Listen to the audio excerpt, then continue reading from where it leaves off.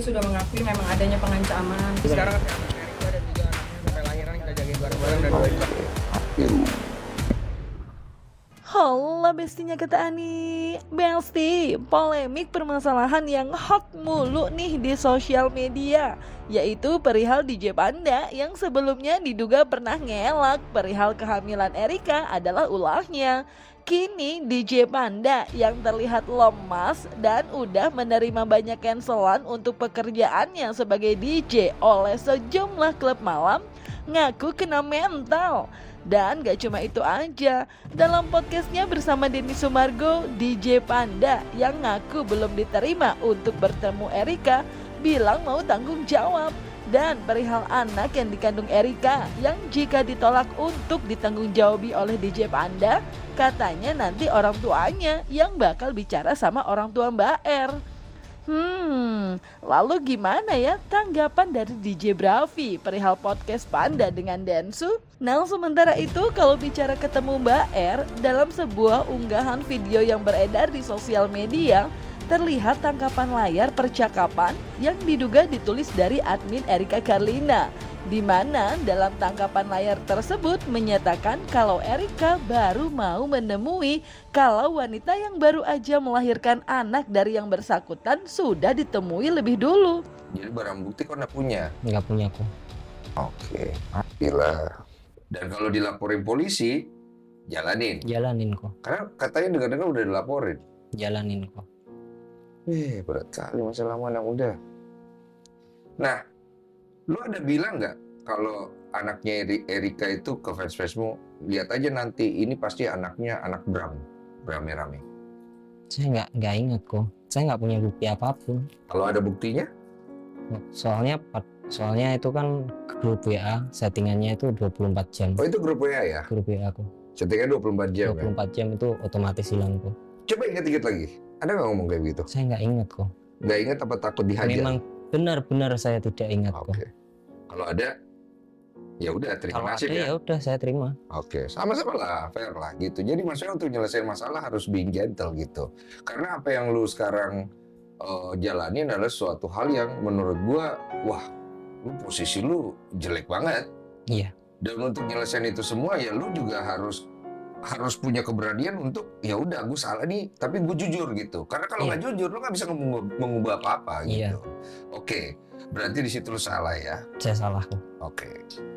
Terus kemudian habis itu ada nggak reaksi dari Erika untuk berusaha ngubungin lo? Kok ada kayak begini-begini? Nggak ada kok. Oke. Tiba-tiba naik podcast. Nyangka nggak? Nggak kok. Tapi kan ada sempet beberapa orang itu sebelum naik podcast nanya sama lu, Erika mana kok? Erika mana kok? Terus lu bilang gimmick. Itu kan kejadiannya itu udah lama gitu loh kok. Udah lama itu maksudnya gini, ketika saya ngomong gimmick itu kejadiannya mungkin kalau enggak antara Februari setelah saya selesai sama Erika, ataupun Maret ataupun April. Kenapa lu bilang gimmick? Ya karena pada saat itu kan saya omongannya Erika ke saya yang waktu pisah itu udah kamu diem aja, kalau perlu anak ini nggak perlu tahu bapaknya siapa. Terus lu Menangkap saya, oh ya udahlah dibilang gimmick aja lah nih biar supaya nggak panjang. Oh, maksudnya begitu. Nah, ketika itu podcast naik, lu hubungin Erika nggak? Saya menghubungi Erika kok Via WA. apa intinya? R boleh telepon nggak? Oh, dibalas sampai hari ini. Berarti sampai hari ini belum balas ya? Bahkan terakhir lu ke tempatnya dia kemarin ya? Apa hari ini ya? Hari ini kok. Oh, dia nggak kasih respon ya? Oke. Kalau lu ketemu dia nih, ya apa yang lu mau sampaikan? Bagaimana lu menyelesaikannya? Saya mau minta maaf kok. Iya, dari tadi minta maaf Saya mau lu minta banyak maaf. banget soalnya. Saya mau tanggung jawab apa yang sudah terjadi dan gimana keputusannya Erika. Saya kembalikan ke Erika. Saya cuma bisa datang ke Erika, saya minta maaf, saya mau tanggung jawab. Kalau anggap dia bilang nggak usah temuin anaknya, lu gimana? Ya kalau memang itu anak saya ya saya harus tanggung jawab dong kok. Kan saya bapaknya kok. Ya dia nggak mau, lu tanggung jawab, dia bisa sendiri, anggaplah begitu. Ya mungkin orang tua saya lah itu Ya nanti bicara yang nanti bicara sama orang tuanya. sama orang tuanya. Tapi keinginan orang tua lu sendiri sebenarnya pengennya kalian menikah atau nggak orang tua lu? Iya kok. Support. Support lu nikah. Support. Tapi kelakuan lu disupport juga. Tidak kok. Jadi waktu lu kasih tahu kalau Erika itu hamil ke orang tua lu bilang apa sama lu? Dimarahin habis-habisan kok. Itu aja tadi masih marah-marah di depan tuh. Dimarahin habis-habisan. Lu sering dinasihatin gak sih sama orang tua? Sering kok. Apa sih nasihatnya, gue mau denger tuh? Kok hati-hati. Jangan ceroboh. Oke. Hati-hati dalam berucap. Oke. Emosi dijaga. Oke. Lu langgar semua ya? Iya kok. Iya loh, kemarin itu kan akhirnya orang-orang pada bondong-bondong, itu mah sekarang bisa kayak begitu gara-gara kena cancel, kena mental. Kena mental nggak sih sebenarnya aslinya? Kena mental kok. Kena cancel. Berapa banyak cancel kerjaan? Semua kok. Semua? Semua. Jadi lu nggak ada kerjaan sama sekali? Nggak ada. Jadi itu membuat mental lu terganggu pasti kan ya? Iya kok. Apa yang lu rasa? Perih? Sedih? Sedih pasti sih kok. Sedih sih pasti. Cuman ya saya kan laki-laki kok. Apa yang sudah saya lakukan udah jadi bubur. Oke. Mau tidak mau saya harus terima. Panda juga ya sabar ya, kita berjalan sabar. Panda juga ada podcast sama Densu di mana kok? Panda juga ada podcast sama dia. Semua orang berhak berbicara kok, nggak apa-apa. Akan melaporkan juga nggak kok dua orang ini kok? Kenapa tidak mau? Ini kan sudah merugikan juga nih kok. Kenapa tidak mau melaporkan, dia juga ini kan sudah merugikan banget kok. Pesan-pesannya mungkin kok pesan-pesannya buat Panda seperti apa? Apa? Lebih baik lagi ke depan. Berarti jangan dorong-dorong weh.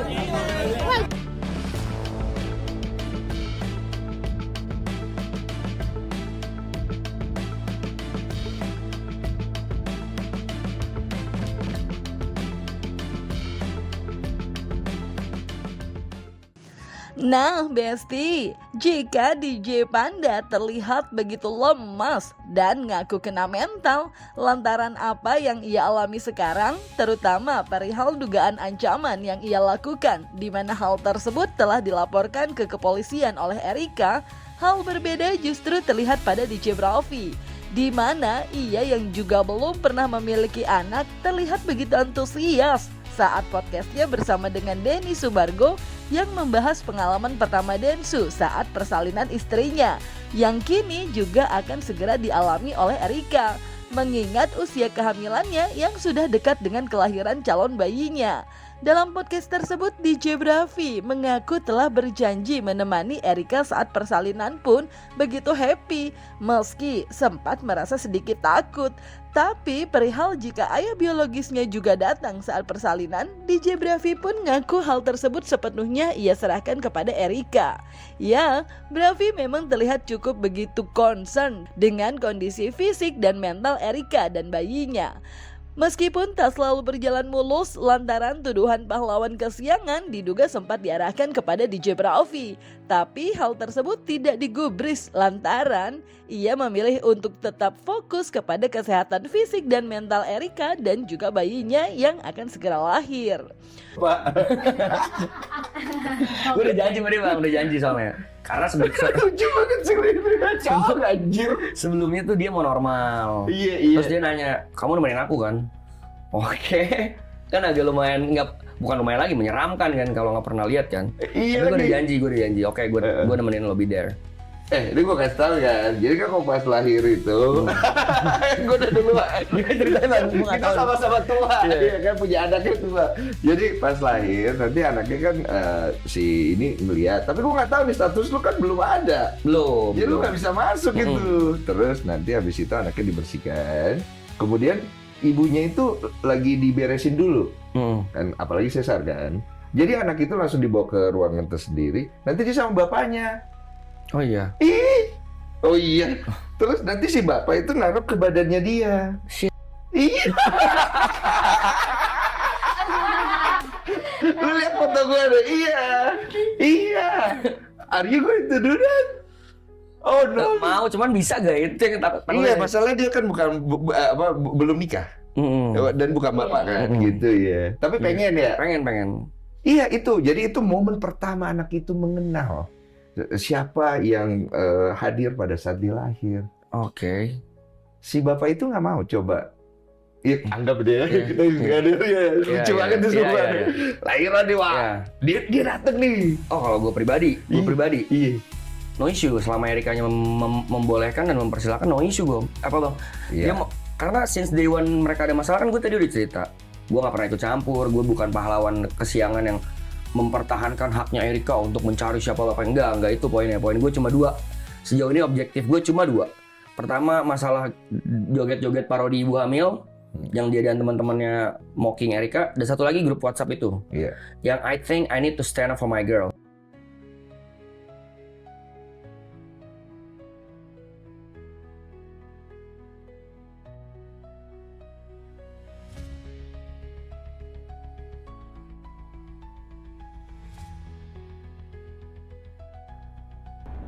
Sekarang kesehatan Erika dan juga anaknya sampai lahiran kita jagain bareng-bareng dan doain bareng-bareng aja. Katanya dia juga ada depresi, gimana nih nanggapinnya? Pastilah kalau nggak depresi itu aneh. Dia juga tidak ada permintaan maaf emang Udah. dari. Sekarang kesehatan Erika dan juga anaknya sampai lahiran kita jagain bareng-bareng dan doain bareng-bareng aja. Katanya dia juga ada depresi, gimana nih nanggapinnya? Pastilah kalau nggak depresi itu aneh. Dia juga tidak ada permintaan maaf emang dari. Udah.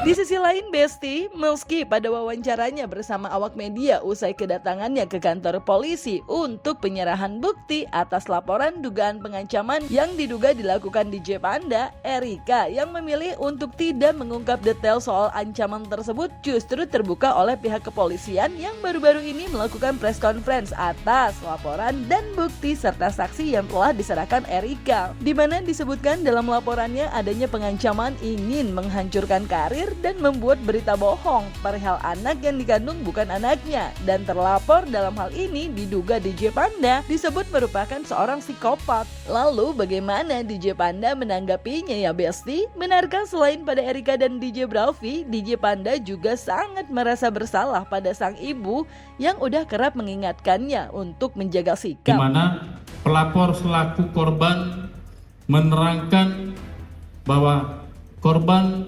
mengetahui dari saksi atas nama dengan inisial B, di mana terduga terlapor ada mengirimkan pesan melalui grup salah satu media sosial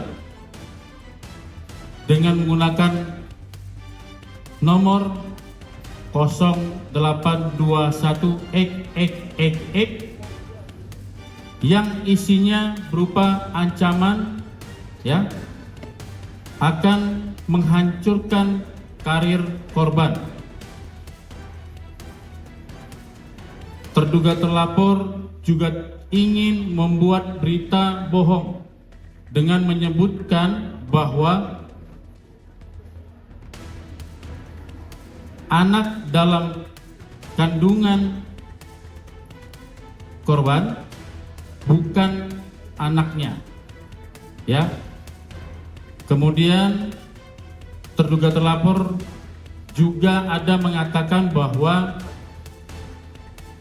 korban merupakan seorang psikopat, ya. Oleh sebab itu korban merasa dirugikan dan melaporkan kejadian tersebut ke SPKT Polda Metro Jaya, dan saat ini perkara tersebut masih dalam pendalaman oleh penyelidik, ya. nanti akan ada nanti undangan-undangan atau panggilan-panggilan kepada saksi-saksi yang sudah disebutkan oleh pelapor dalam hal pelaporan ini. Ya. Terduga terlapor inisialnya GSS, ya. GSS. Demikian ya. Sudah?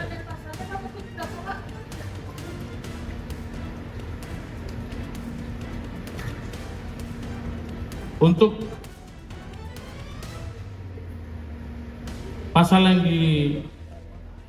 diterapkan, yang dilaporkan adalah perbuatan tidak menyenangkan, Undang-Undang Nomor 1 Tahun 1946 tentang KUHP sebagaimana dimaksud dalam pasal 335 dalam pasal 28 dan atau pasal 28 ayat 2 jungto pasal 45 Undang-Undang ITE dan atau pasal 65 ayat 2 Undang-Undang Nomor 27 Tahun 2022 tentang perlindungan data pribadi. Nanti akan kita sampaikan ya, karena kita lihat dulu penyidik akan buktikan dulu apakah unsur yang pasal-pasal yang dilaporkan masuk atau tidak, nanti baru kita sampaikan untuk ancaman pidana. Kronologi awalnya mungkin Oke, kronologinya memang aku emang menutupi kandungan aku memang sampai 9 bulan ini. Cuman karena adanya pengancaman ini, jadi aku harus mau nggak mau demi janin aku harus ngomong juga. Jadi makanya aku bawa ke jalur hukum. Berapa orang sih yang ngancam? Apa bentuk ancamannya? Berapa orang yang mengancam? Ada 500 orang ya di dalam grup itu. Cuman bentuk pengancamannya aku nggak bisa kasih tahu ke kalian. Itu kapan Kak kejadian ancamannya Kak? Bulan Juli, 21 Juli.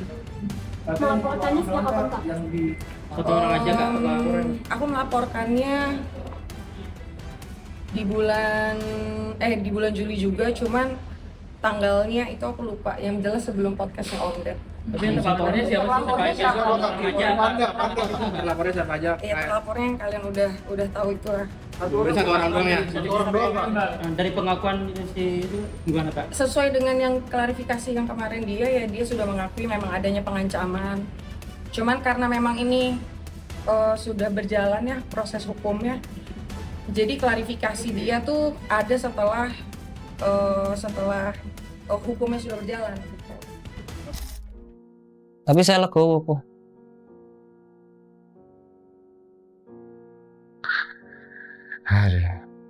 Ada yang lu pengen sampaikan ke masyarakat nggak? Nggak ada. Kok. Oke. Ke Erika atau Brevi atau apa? Buat Ko Brevi,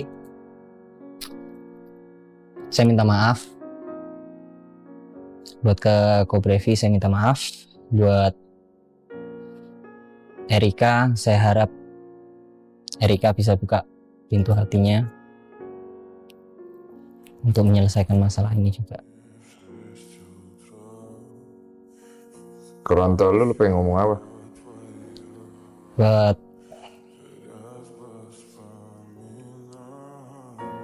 fans-fans saya minta maaf banget. Sudah sangat mengecewakan. Saya tidak bisa memberikan contoh yang baik sebagai public figure. Orang tua? Buat orang tua saya minta maaf. Saya nggak pernah dengar nasihat orang tua saya. Saya terlalu sombong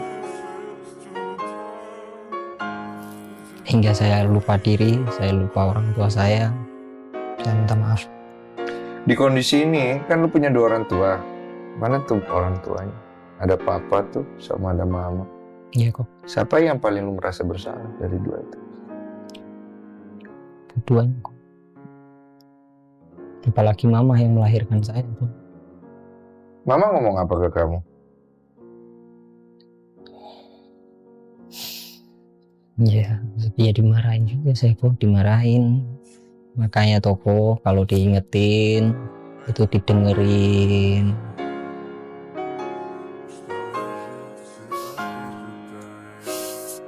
Lu masih nggak paham tuh kondisi itu artinya apa? Ngerti kok. Lu ngelakuin ini, yang malu bukan cuma lu, Yang malu itu orang tua lu, keluarga lu, bahkan satu Indonesia tuh ikutan malu. Iya, Bro. Karena nilai budaya, nilai leluhur kita bukan ini, gitu loh.